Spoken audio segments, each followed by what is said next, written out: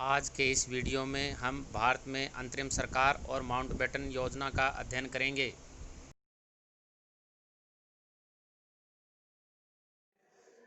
सरकार बनाने के लिए कि जुलाई अगस्त में चुनाव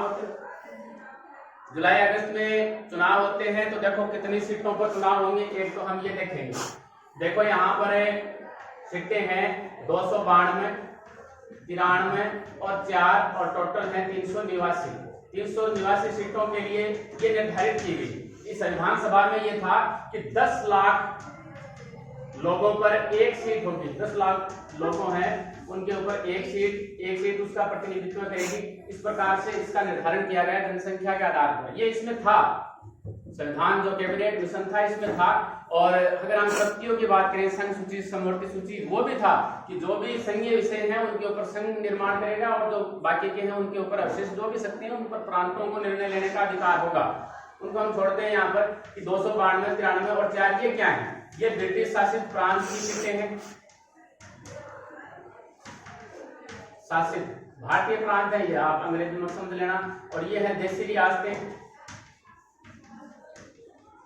और ये है चीफ कमिश्नर, यानी केंद्र से डायरेक्ट जो शासित होने वाले प्रदेश थे, जिस प्रकार अपना अजमेर था यहाँ पर, है ना। तो इस प्रकार के 4 ये चीफ कमिश्नर प्रदेश थे।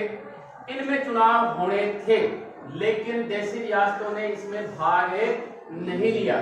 तो चुनाव कितने में हुए जी? 296 में, और इसमें से 205 पर कांग्रेस विजयी रहती है। जुलाई अगस्त में ये चुनाव होते हैं और इसमें कांग्रेस का ज्यादा प्रतिनिधित्व रहता है। आगे हम चलते हैं तो जुलाई के बाद में 1 अगस्त को, इस समय जो 1 अगस्त है, 1 अगस्त के समय कौन है वायसराय? लॉर्ड वेवेल हैं। ये देखो 47 में आएंगे, ये 47 में आते हैं, लॉर्ड वेवेल हैं। ये इन्हें सरकार के लिए कि भाई आप सरकार बनाने की कोशिश करें, तो 20 अगस्त को ये सरकार बनाते हैं। किसको कहते हैं? ये JL नेहरू, जवाहरलाल नेहरू को कि जी आप सरकार बनाएं। तो ये 20 अगस्त को सरकार की घोषणा कर देते हैं। मुस्लिम लीग को ये शामिल करने की पूरी कोशिश करते हैं। ये कैबिनेट मिशन में था कि 6 + 5 + 3 इस प्रकार से वायसराय की कार्यकारिणी की सदस्य होगी संविधान सभा की। ये जो है वो कांग्रेस से होंगे, जो ये सरकार बनेगी। सरकार की बात कर रहे हैं, यानी वायसराय की कार्यकारिणी भी यही रहेगी। जो ये बनेगी, ये संविधान सभा भी है और वायसराय की कार्यकारिणी भी है। इसके अध्यक्ष रहेंगे कौन? ये उपाध्यक्ष रहेंगे। और जो वेवेल हैं वो इसके, यानी जो भी वायसराय हैं वो क्या हो जाएंगे जी? इस कार्यकारिणी के अध्यक्ष हो जाएंगे। अब ये जो 14 सदस्य हैं इसमें से 6 कांग्रेस के रहेंगे, 5 लीग के रहेंगे और 3 अल्पसंख्यक सिख हैं, जो भी हैं वो सभी 3 सदस्य इनसे रहेंगे। तो इस प्रकार से 14 सदस्य होने थे, लेकिन मुस्लिम लीग इसमें भाग लेने के लिए मना कर देती है। तो फिर भी लॉर्ड वेवेल इनको, जो जवाहरलाल नेहरू हैं, उनको सरकार बनाने के लिए कहते हैं। लेकिन फिर भी मुस्लिम लीग के लिए ये इस प्रकार का प्रस्ताव छोड़ देते हैं कि जब भी वो आना चाहे सरकार के अंदर शामिल हो सकती है। इस प्रकार की विंडो उनके लिए खुली छोड़ देते हैं। तो फिर 2 सितंबर को हम इनकी नामों की चर्चा कर लेते हैं। 2 सितंबर से पहले इसमें जो सरकार बनी थी इसमें कौन कौन नाम शामिल थे, ये आगे आपके बहुत याद रखने योग्य हैं। एक तो यही व्यक्ति रहेंगे, दूसरे राजेंद्र प्रसाद, और इन्हीं के साथ में प्रमुख व्यक्ति कौन रहेंगे? पटेल राजगोपालाचारी। राजगोपालाचारी पहले भारत रत्न प्राप्त करने वाले व्यक्ति थे। इन्हें सबसे पहले भारत रत्न अवार्ड से नवाजा गया था, ठीक है। इसके बाद में ऐसे व्यक्ति रहेंगे जगजीवन राम,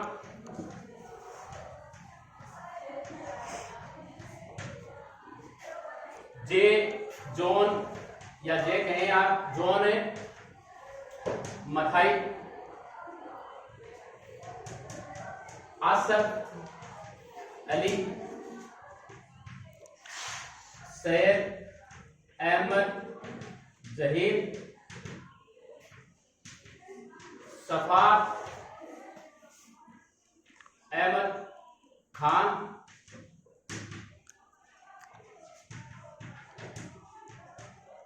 शरद चंद्र बोस, और CH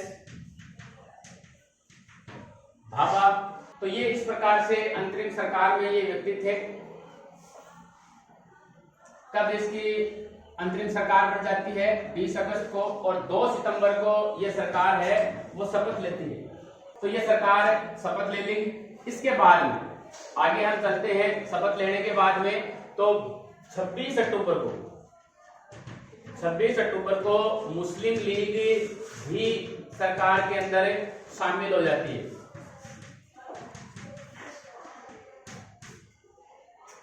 26 अक्टूबर को शामिल हो जाती है। फिर 20 नवंबर को, देखो ये शामिल क्यों होती है वो भी हम उद्देश्य देखेंगे इसके अलग। 20 नवंबर को जो वेवेल हैं वो संविधान सभा की बैठक के लिए, कि आप संविधान सभा की बैठक आयोजित करें, इसके लिए निमंत्रण देते हैं जवाहरलाल नेहरू को कि आप संविधान सभा की बैठक आयोजित करें। अब ये जो मुस्लिम लीग है ये सरकार में इसलिए सफल रहती है कि सरकार को हम असफल करें।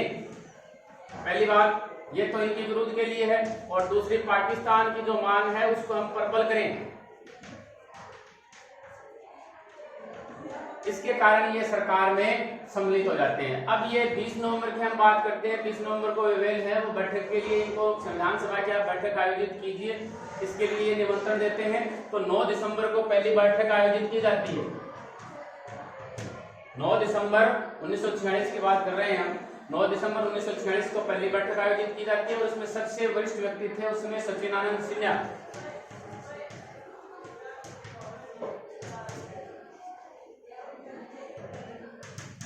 सबसे वरिष्ठ व्यक्ति थे, इसलिए इन्हें अस्थायी अध्यक्ष बनाया जाता है। संविधान सभा का अस्थायी अध्यक्ष किसको बनाया जाता है? लेकिन फिर चुनाव होता है 11 दिसंबर को, और 11 दिसंबर को चुनाव के बाद में स्थायी अध्यक्ष किन्हें बनाया जाता है? राजेंद्र प्रसाद को। तो इस प्रकार से ये अंतरिम सरकार की स्थापना हो जाती है। अंतरिम सरकार किसके कारण है? कैबिनेट मिशन के कारण। अब देखो इसके बाद में एक योजना आती है, माउंटबेटन योजना।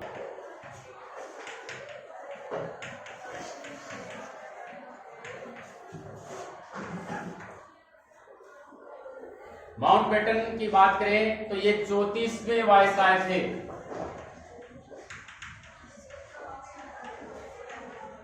कब आए ये?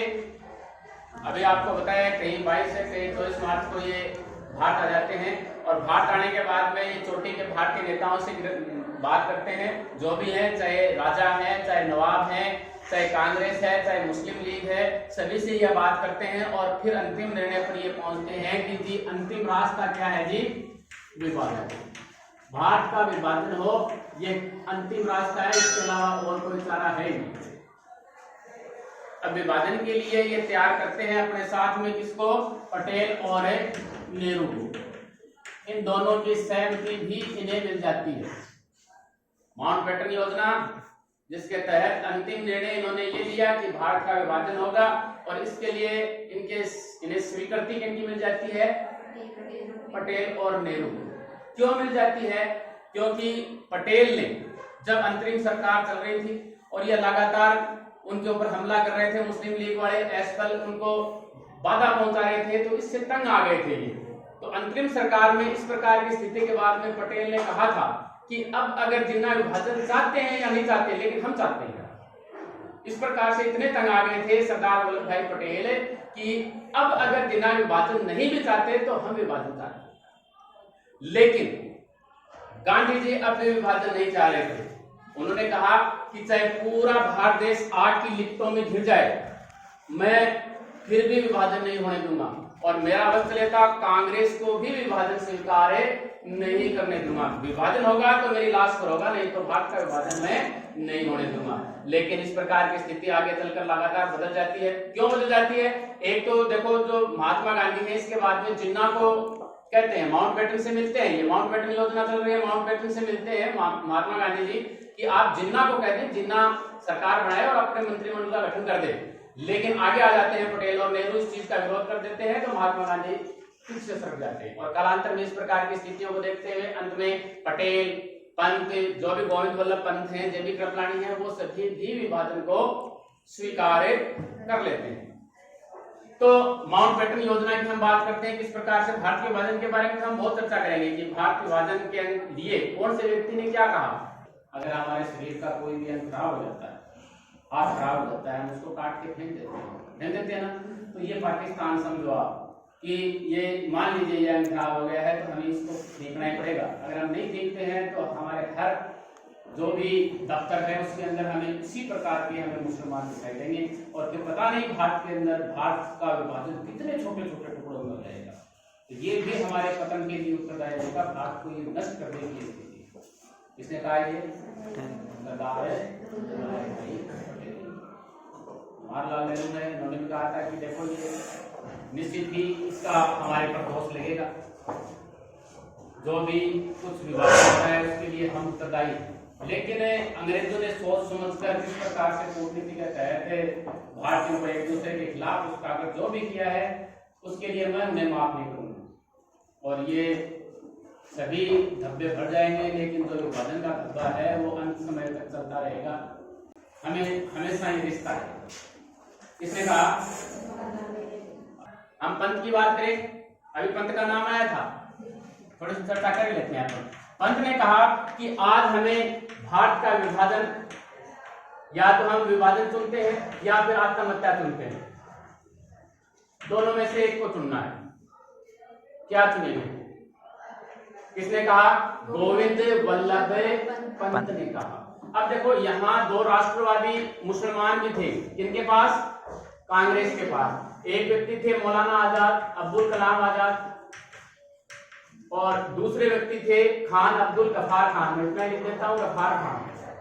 गफ्फार खान एकमात्र व्यक्ति हैं जिन्हें भारत रत्न अवार्ड से भी सम्मानित किया गया है और पाकिस्तान रत्न, निशान है पाकिस्तान है, उससे भी सम्मानित किया गया है। भारतीय भी है, मोरारजी देसाई, उनको भी ये दोनों मिले हैं।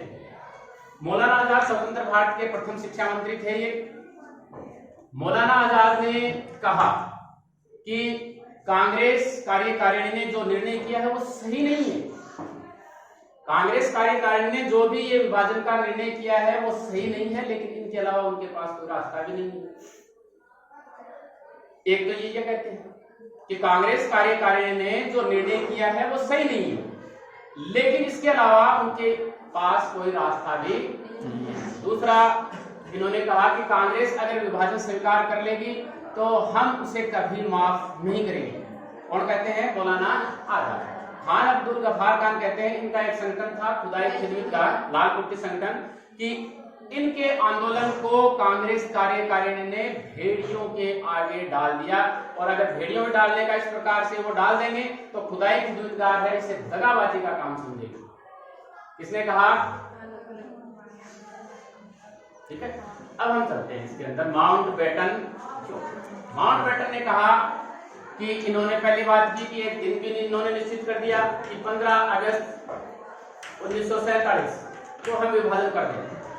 अपनी योजना में जब ये भारत सब कुछ इन्होंने देख लिया कि विभाजन अंतिम रास्ता है, 15 अगस्त 1947 को हम विभाजन कर देंगे। अब विभाजन ये क्या करेंगे कि भारत दो संघ है, उससे भारत व पाकिस्तान नाम से दो संघ बनाए जाएंगे, दो डोमिनियन स्टेट हमें बना लेंगे। पहली बात इन्होंने कही माउंटबेटन योजना 3 जून, याद रखिए 3 जून लिखा है क्या मैंने?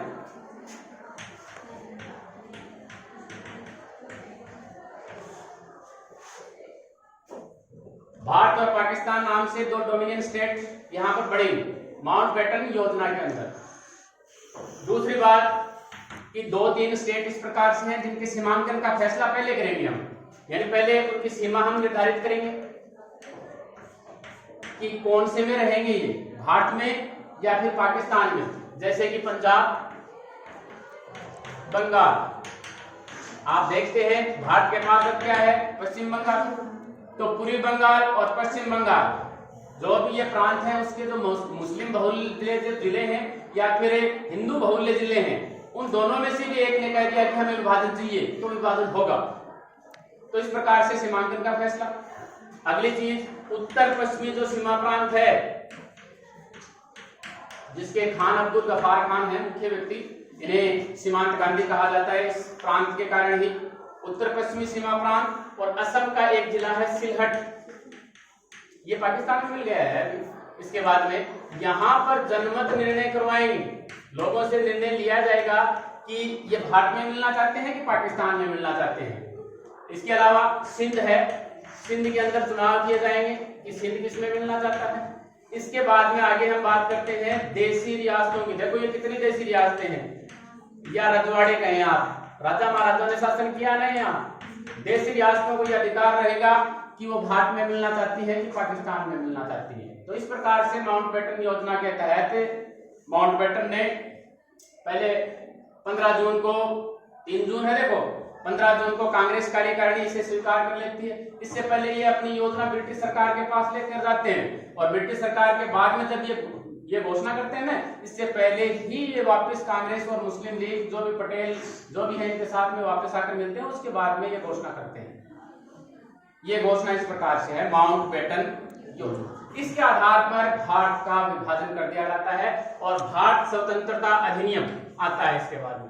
भारत में अंतरिम सरकार और माउंटबेटन योजना का हमारा ये वीडियो इसी के साथ समाप्त होता है।